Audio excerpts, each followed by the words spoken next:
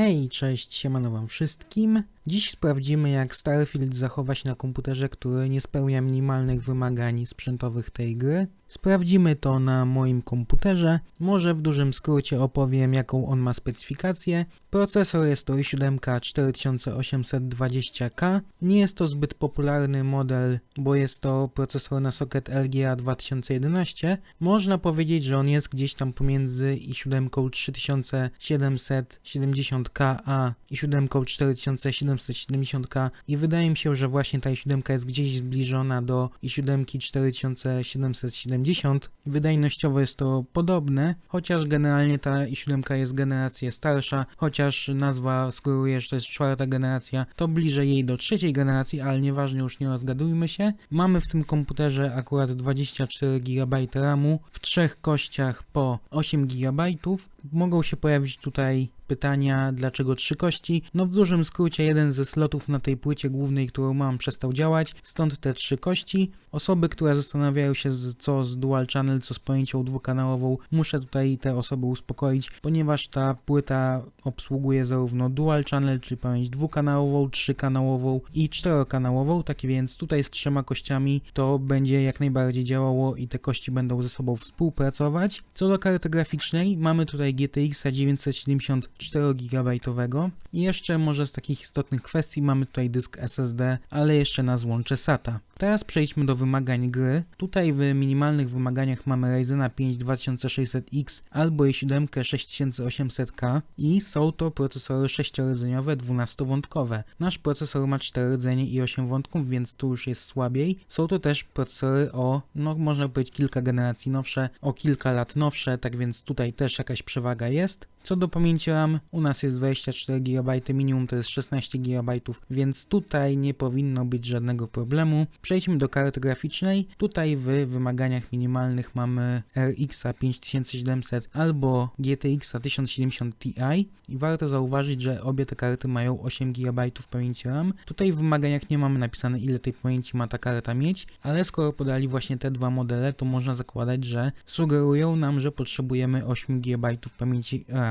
Dalej z wymagań musimy mieć minimum 125 GB wolnej przestrzeni na dysku i mamy zaznaczone, że to musi być dysk SSD. Nie mamy zaznaczone, czy to ma być dysk NVMe, czy to ma być dysk pod SATA, czy właśnie pod PCI Express. Nie mamy tego zaznaczonego, po prostu mamy zaznaczone, że ma być to dysk SSD. I w tym przypadku ten dysk SSD też można powiedzieć, że mamy i to spełniamy. Tak więc tutaj porównując nasz komputer, czy mój komputer właściwie z minimalnymi wymaganiami Starfielda, no to zarówno procesor, jak i karta graficzna w teorii nie powinna wspierać tej gry. No pamięć RAM i dysk jeszcze jakoś tutaj się załapał na to.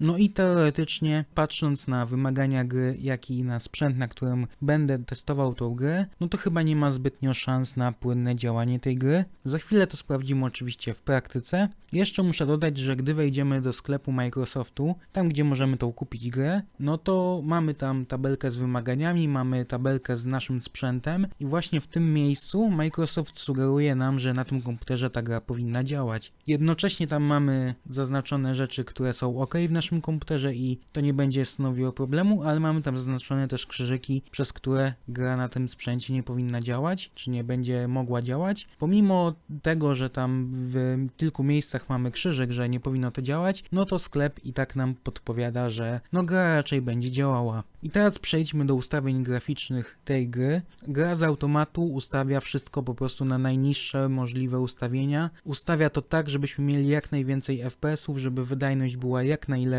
i jakakolwiek modyfikacja tych ustawień sprawia, że FPS-y w tej grze drastycznie spadają, więc musimy to zostawić po prostu na domyślnych, kompletnie najniższych ustawieniach. Jest to 1080p z włączonym skalowaniem rozdzielczości 50%. Oczywiście wszystkie ustawienia na niskich. Mamy włączoną dynamiczną rozdzielczość, co oznacza, że gdy wejdziemy do jakiejś lokalizacji, która jest bardziej wymagająca, ta rozdzielczość nam będzie spadać. I do tego wszystkiego też standardowo mamy włączone FSR2, czyli to skalowanie, można powiedzieć, że skalowanie rozdzielczości od AMD, ale nie musimy mieć sprzętu AMD, żeby z tego korzystać, tak więc na tej karcie Nvidia możemy z tego korzystać i bez tej opcji włączonej to, tak jak wspominałem, jeżeli coś z tego wyłączymy, to gra automatycznie staje się praktycznie niegrywalna, ale tu już zdradzam to, jak ta gra działa. Jeszcze chwilę powiem o tych ustawieniach graficznych, jak ta gra wygląda przy tych ustawieniach graficznych i momentami mam wrażenie, że ta gra wygląda gorzej niż na PlayStation 4. Mam wrażenie, że to jest bardziej era PlayStation 3, a momentami,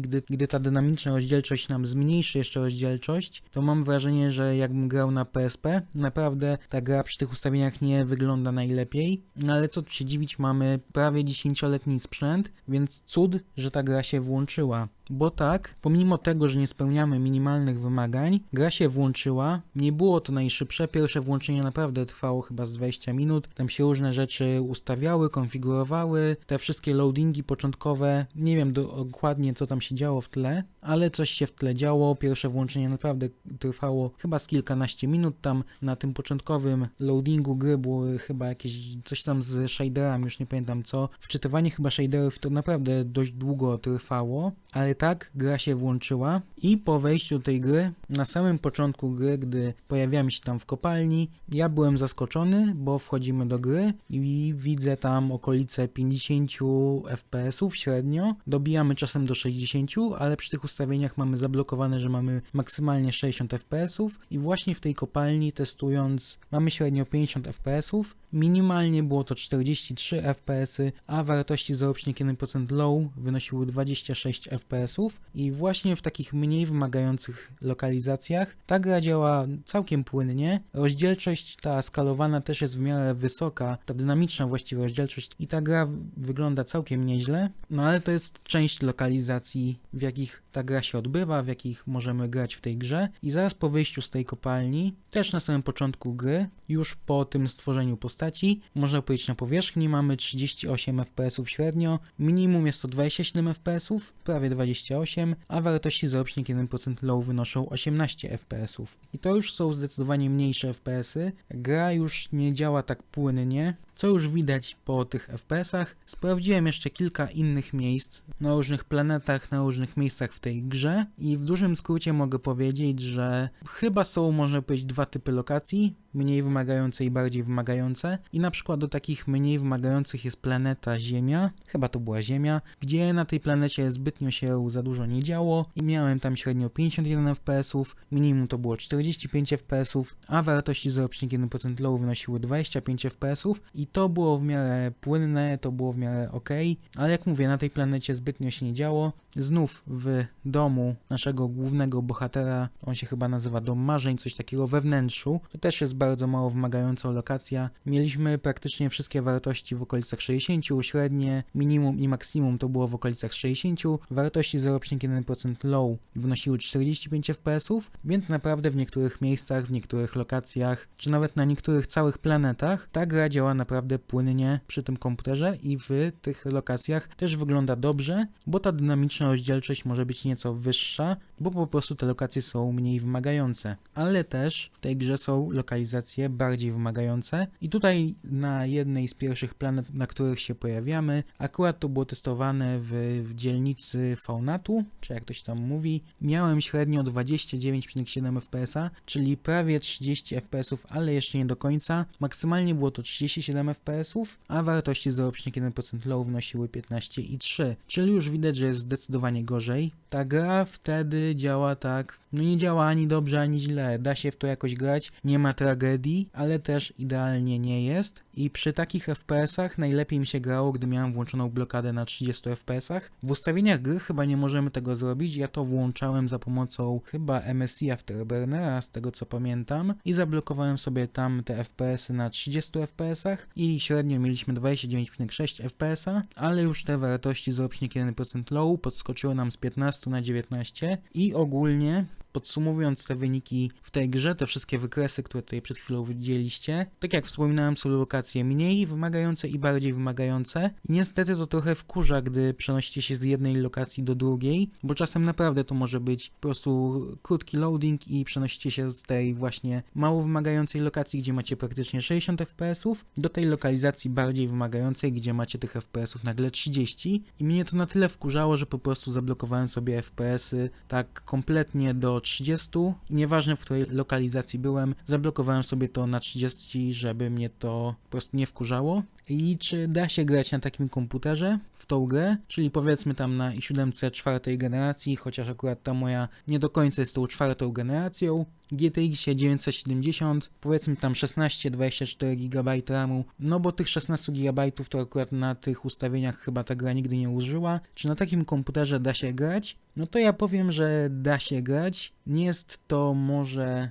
idealny sprzęt do grania w tą grę, ale już na save'ie mam tam chyba 11 godzin, coś takiego, więc w tą grę da się grać. Jak na grę, w którą nie planowałem, że będę grał, ale jako, że jest w Game Passie, to po prostu ją sobie pobrałem, żeby ją głównie po to, żeby ją przetestować, ale okazało się, że gra się w nią całkiem nieźle, nie ma jakiejś dużej tragedii, na tym sprzęcie jakoś tam działa jeszcze sobie, no to po prostu gram i na tym komputerze, na takich właśnie specyfikacjach da się grać. Wydaje mi się, że na przykład na GTX-ie 1060 6GB to powinno działać jeszcze lepiej, bo jednak będziemy mieli więcej pamięci, a wydaje mi się, że ta gra potrzebuje większej pamięci, karty graficznej, bo akurat przy tym GTX-ie mieliśmy cały czas dość duże użycie tej pamięci, tam chyba było 3,6 GB, więc praktycznie tutaj chyba nie wiem, czy GTX 970 potrafi zaadresować więcej pamięci, bo tam pamiętam, że była wielka afera, że ta karta graficzna nie ma 4 GB, tylko 3,5, tak się mówiło, gdy ta karta wyszła na rynek, tak więc tutaj więcej niż 3600 MB nie widziałem na tej karcie graficznej i wydaje mi się, że gra potrzebuje nieco więcej pamięci karty graficznej. Co do pamięci RAM, no to miałem użycie zazwyczaj w okolicach 9, maksymalnie 12 GB. I jeszcze tak tylko napomnę, czy granie w tą grę na tym komputerze jest przyjemne? No to jest takie, bym powiedział, konsolowe granie sprzed, można powiedzieć, na dekady, jak nie więcej, bo pamiętam, że na przykład chyba to był Assassin's Creed Black Flag na PlayStation 3 działał chyba jeszcze gorzej niż ta gra na tym komputerze, więc no można powiedzieć, że to jest takie konsolowe granie w 30 FPS, bo więcej nie ma sensu, bo będziecie po prostu bez przerwy mieli takie skoki, nagle 60 FPS, nagle 30, 60, 30, 60, 30, więc po prostu najlepiej to zablokować na 30. Jakoś to się gra, nie jest to najprzyjemniejsze na świecie, szczerze mówiąc, ale po zablokowaniu tych FPS-ów na 30, no to tragedii nie ma. Ktoś może zapytać, czego upgrade w tym komputerze by pomógł tak, żeby ta gra działała lepiej, i patrząc tutaj na nakładkę MSI, jak wygląda tutaj użycie naszych podzespołów, czy zmiana procesora, czy zmiana karty graficznej by bardziej pomogła w tym przypadku, to szczerze mówiąc i jeden podzespół i drugi w tej grze momentami nie daje rady. Widzę, że są momenty, w których to procesor działa na 100%, za chwilę widzę, że to karta graficzna działa na 100%, więc po prostu zarówno i jeden podzespół, jak i drugi podzespół nadaje się już do upgrade'u i po prostu w tej grze nie daje rady. Żeby uzyskać więcej FPS-ów na tego typu sprzęcie, potrzebowalibyśmy chyba wymienić i zarówno procesor, a właściwie całą platformę, jak i kartę graficzną na coś nowszego. I jeszcze chciałem coś dodać, słuchając tego nagrania, które przed chwilą nagrałem. Jeśli macie zamiar kupić Starfielda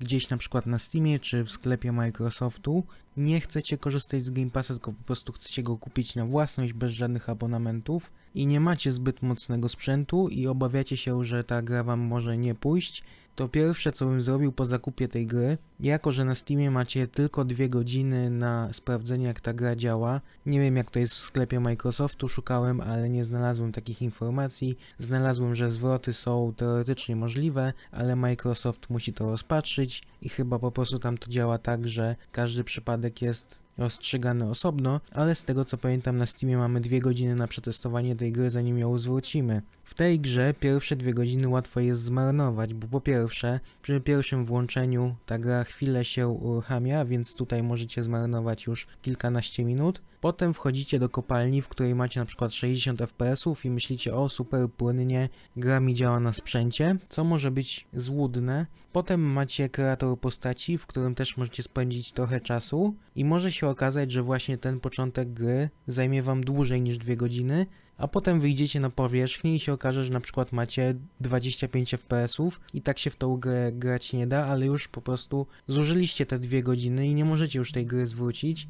Tak więc pierwsze, co bym zrobił po zakupie tej gry, to bym ją uruchomił i po prostu jak najszybciej przechodził te pierwsze etapy. W tym kreatorze w postaci, w którym na pewno można spędzić pewnie z godzinę, jak ktoś będzie chciał stworzyć postać idealną, a może i więcej, gdy będzie też tam szukał w internecie, jakie cechy najlepiej wybrać, to zdecydowanie bym po prostu wszystko ustawił jak najszybciej i po prostu starałbym się przenieść w tej grze do jakichś bardziej wymagających lokacji, żeby po prostu w tych 2 godzinach się zmieścić i w ciągu tych pierwszych 2 godzin sprawdzić swój komputer w tej grze w bardziej wymagających lokacjach, bo naprawdę jeżeli ktoś na początku spędzi tam powiedzmy 20 minut na włączeniu tej gry, bo ona się chwilę włącza, nie wiem czy to jest problem tego, że ja mam wersję tą z Game Passa, może na Steamie to działa inaczej, no ale ona chwilę się włącza za pierwszym razem, potem mamy tą sekwencję w kopalni, gdzie mamy całkiem fajne FPS-y, a potem mamy kreatorów postaci, w którym niektórzy potrafią spędzić dużo czasu i na tych czynnościach po prostu musicie stracić te 2 godziny, możecie kupić grę za całkiem niemałe pieniądze, po czym może się okazać, że ta gra wam po prostu nie działa.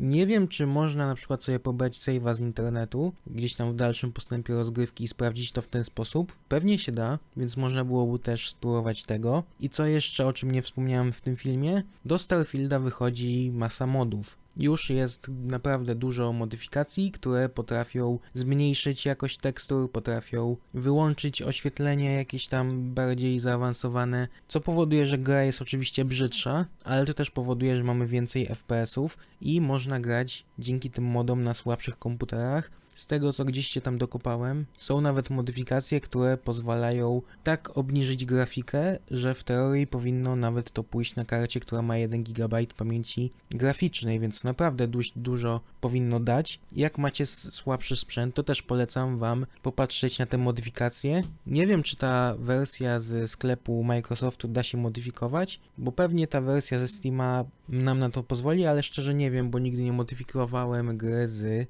Game Passa. Pewnie będę musiał to sprawdzić, ale dobrze, wracajmy do tego, co nagrałem przed chwilą.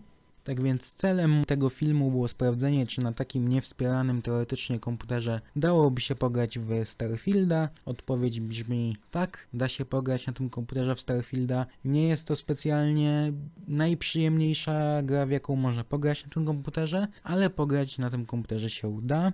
Zmierzając już do końca powiem, że gdzieś tam mam jeszcze jakąś kartę graficzną AMD, którą dostałem ostatnio od znajomego i ona ma 8 GB pamięci RAM i muszę ją włożyć do tego komputera i sprawdzić, jakby na tej karcie graficznej działał Starfield. Jest to karta graficzna z podobnego okresu co ten GTX, ale co ciekawe nie ma już wsparcia sterowników, więc zastanawiam się, czy ta gra w ogóle się na tej karcie uruchomi. Muszę to sprawdzić, jeżeli jakieś wyniki będą całkiem niezłe, to pewnie też będzie z tego osobny film. W tym filmie byłoby to na tyle. Jeżeli wygracie w Starfielda na jakimś słabszym sprzęcie, to możecie napisać swoją konfigurację, ile macie mniej więcej FPS-ów na tej konfiguracji, przy jakich ustawieniach, tak żeby było mniej więcej wiadomo, na jakim komputerze to działa, a na jakim nie. Jeżeli też próbowaliście odpalić Starfielda, ale nie udało wam się go uruchomić, to też możecie napisać tę konfigurację, żeby tak, jak powtórzę się, żeby było wiadomo, na jakim komputerze będzie to działało, a na jakim nie.